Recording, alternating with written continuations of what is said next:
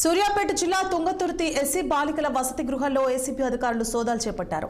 హాస్టల్లో అవకతవకలు జరుగుతున్నాయన్న సమాచారం మేరకు డీఎస్పీ జగదీష్ చందర్ ఆధ్వర్యంలో ఆకస్మిక తనిఖీలు నిర్వహించారు. విచారణలో కీలక అంశాలు వెల్లడైనట్లు జగదీష్ చందర్ తెలిపారు.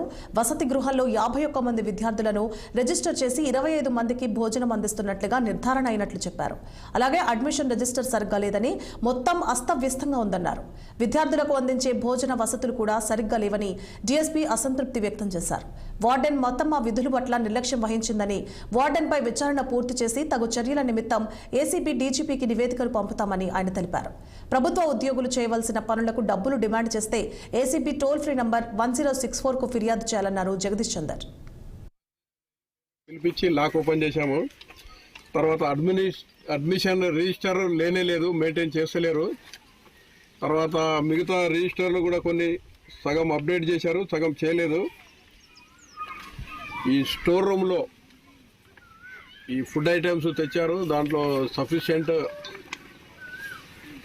వెలుతురు లేదు, గాలి లేదు, లైటింగ్ కూడా లేదు. దానివల్ల చిన్న చిన్న పురుగులు అన్నీ వచ్చాయి. అట్లా రావడం వల్ల ఫుడ్ పాయిజన్ అయ్యే అవకాశం ఉందని మేడం గారు చెప్పారు.